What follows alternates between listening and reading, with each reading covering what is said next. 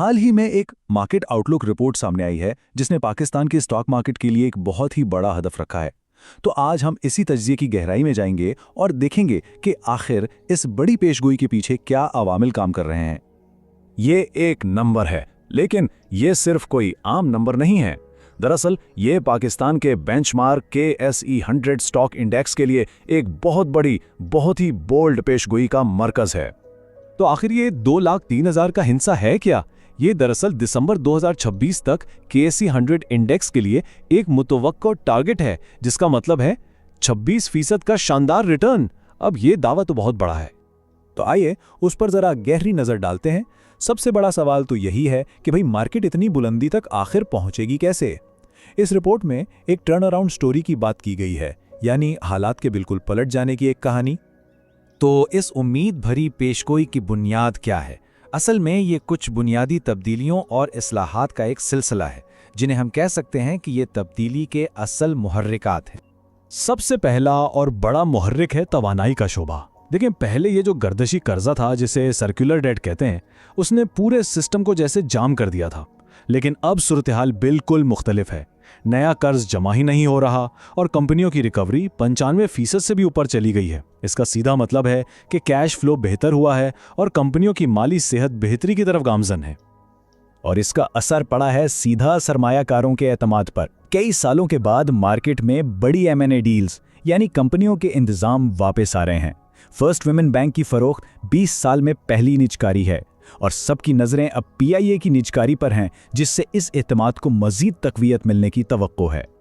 आलमी सतह पर भी पाकिस्तान की माली हैसियत मजबूत होती नजर आ रही है। देखें, तीनों बड़ी रेटिंग एजेंसियों ने रेटिंग बेहतर की है।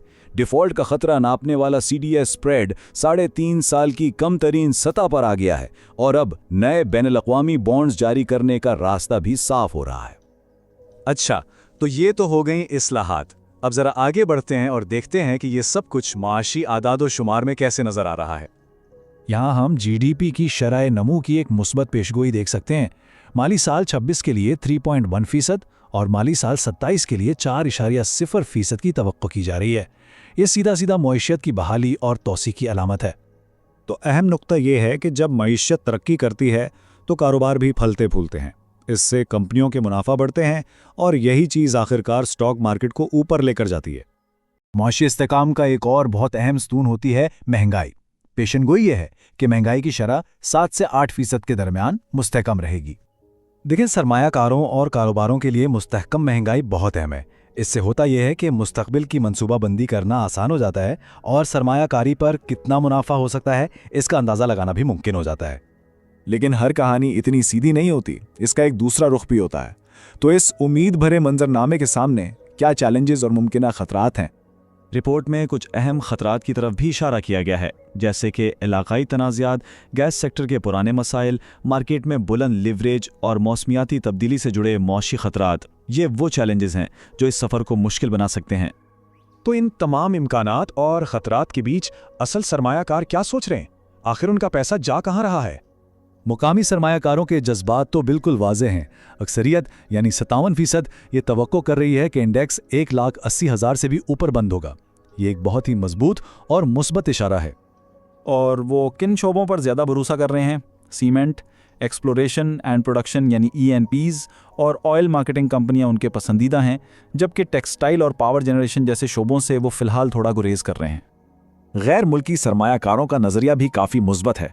90% से ज़्यादा सरमायाकार मार्केट से मुस्बत रिटर्न की उम्मीद लगाए बैठे हैं और उनमें से आधे तो 10% से भी ज़्यादा मुनाफे की तवक्को कर रहे हैं। लेकिन इस सब में सबसे अहम बात यह है कि 86% गैर मुल्की सरमायाकार अपनी पोजीशन बरकरार रखने का इरादा रखते हैं। इसका मतलब यह है कि सरमाए के मुल्क से बाहर जाने का जो बड़ा खतरा माजी में मार्केट के लिए एक मसला रहा है, वो फिलहाल टल गया है। ये सारी बातें हमें एक बहुत अहम तस्वुर की तरफ ले जाती हैं, जिसे कहते हैं मार्केट री रेटिंग। इसका आसान मतलब यह है कि सरमायाकारों का मार्केट को देखने का नजरिया ही बदल रहा है और वो स्टॉक्स को मुस्तकिल बुनियादों पर ज्यादा कीमत देने के लिए तैयार हो रहे हैं। और ये सिर्फ कोई हवाई बात नहीं है। रिपोर्ट में वाज़े तौर पर कहा गया है कि इनका 203,000 का हदफ इसी री रेटिंग की उम्मीद पर मबनी है, जिसमें प्राइस टू अर्निंग्स यानी पीई रेशियो के मौजूदा 6.8 से बढ़कर 8.0 तक जाने का इम्कान जाहिर किया गया है। तो आखिर में सवाल ये पैदा होता है कि जब बड़ी इस्लाहात जड़ पकड़ रही हैं और सरमाएकारों का एतमाद भी बहाल हो रहा है, तो क्या पाकिस्तान की मार्केट वाकई एक ऐसी तारीखी री रेटिंग के दहाने पर खड़ी है जो उसकी कदर को हमेशा के लिए बदल कर रख देगी?